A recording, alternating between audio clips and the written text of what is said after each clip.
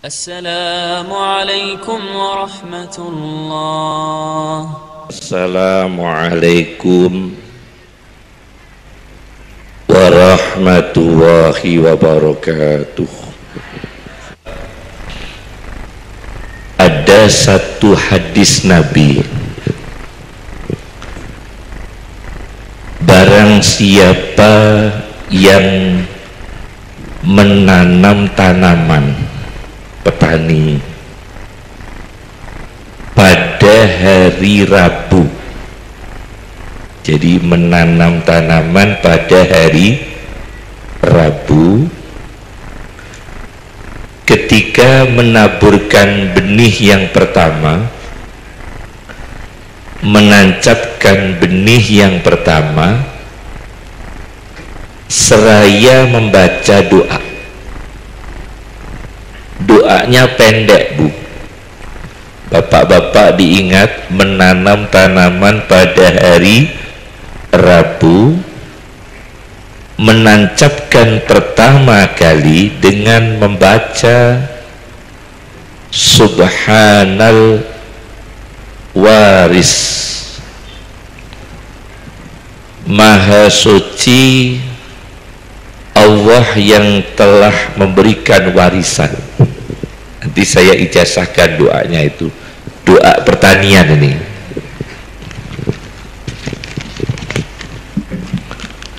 Jadi Subhanal Ba'isil Waris,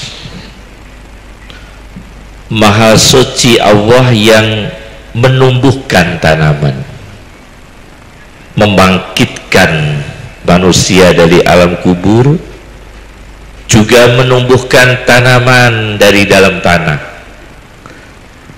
Al-Waris, Maha Suci Allah yang memberikan warisan, warisan rezeki tanah, warisan rezeki pertanian, warisan rezeki ekosistem, warisan rezeki mikro maupun makro dan sebagainya, yang kemudian dengan rezeki itu bapak-bapak dan ibu-ibu bisa memondokkan anaknya di pondok pesantren.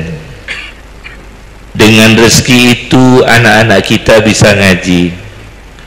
Dengan rezeki itu kita bisa ibadah haji, bisa umrah, bisa silaturahmi, bisa membangun, bisa berkarya. Maka ingat-ingat menanam tanaman pada hari Rabu, menancapkan pertama dengan doa Subhanal Ba'isil Waris 2 kali. Nabi kita sendiri sebagai manusia pertama, Adam, itu petani, Pak. Nabi kita itu petani, Nabi kita Adam itu petani, dan punya alat bertani, bahkan membajak dengan sapi. Jadi ngeluku itu pertama kali penemunya adalah Nabi Adam. Nabi Adam itu sudah mengenal ngeluku, tahu ngeluku ya, membajak tanah dengan seekor lembu berwarna merah. Itu dilakukan oleh Nabi Adam alaihissalam, nabinya yang paling sepuh, yang melahirkan seluruh manusia. Ini penting sekali. Nabi Adam sebagai petani, Nabi Adam punya alat ngeluku, punya alat membajak tanah. Jadi Nabi kita itu Nabi yang kreatif. Tentunya Nabi kita Muhammad Rasulullah SAW ialah Nabi yang paling sempurna, tapi ayah dari seluruh manusia adalah Nabi yang kreatif. Bukan Nabi yang pasif, tapi Nabi yang aktif, bekerja sebagai petani. Maka alhamdulillah Indonesia ini dianugerahi Allah dengan banyaknya lahan pertanian.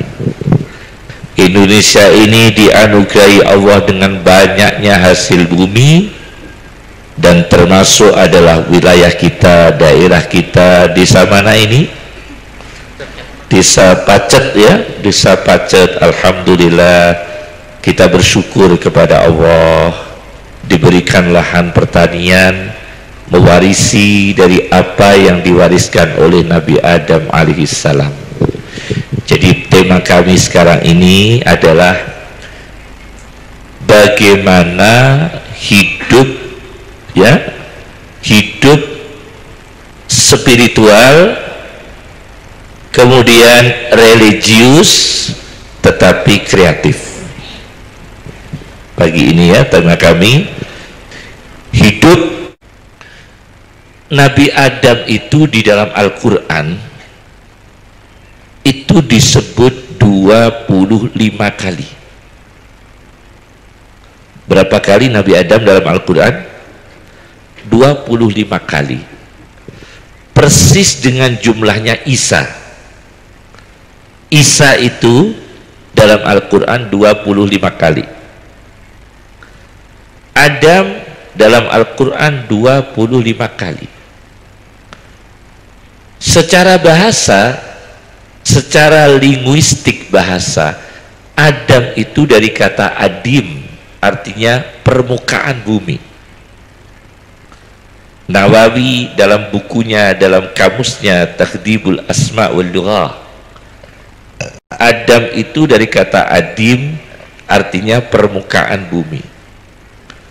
Jadi Nabi Adam itu suatu makhluk yang luar biasa, manusia yang materi pembuatannya itu diambil dari berbagai tanah di dunia ini. Diambilkan dari tanah yang berwarna merah, diambilkan dari tanah yang berwarna kuning, diambilkan dari tanah yang berwarna putih dan sebagainya, dicampur, diadoni, diproses oleh Allah Subhanahu wa ta'ala, kemudian terciptalah manusia pertama bernama Adam. Setelah Nabi Adam diwujudkan oleh Allah, Adam pertama kali disebut kualitasnya adalah kualitas intelektual dalam Al-Quran.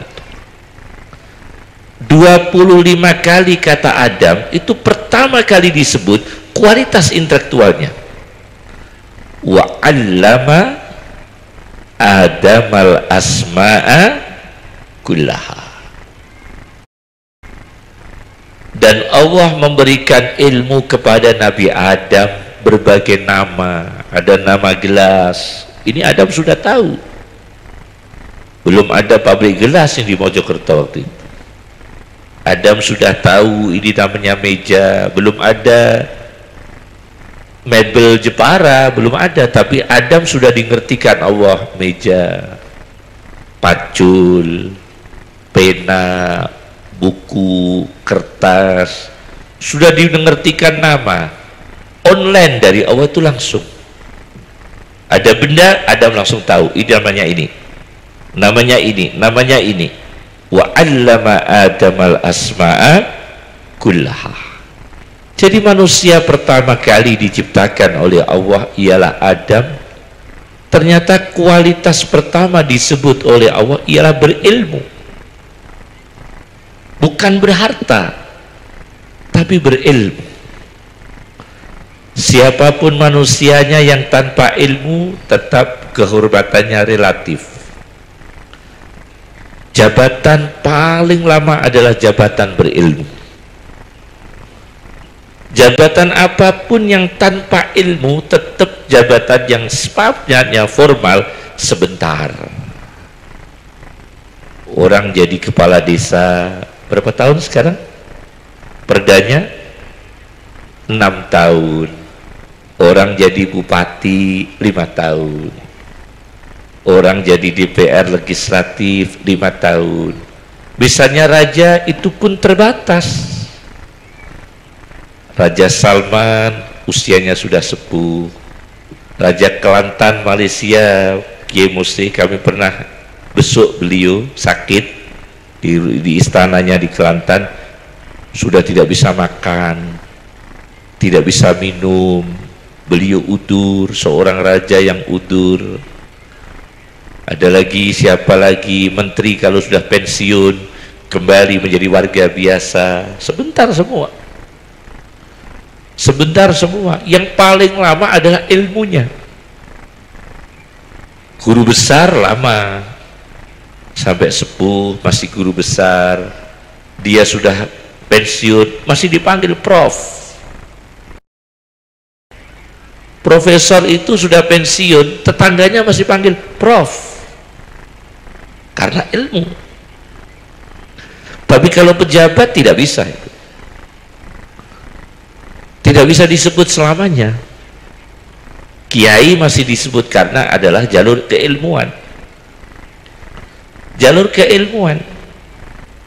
Maka ada orang bilang ilmu itu, padahal semua ilmu adalah punya kelebihan semua, punya spesifik semua, punya kehebatan semua, tetapi orang menyebut itu gelar ilmu itu paling lama.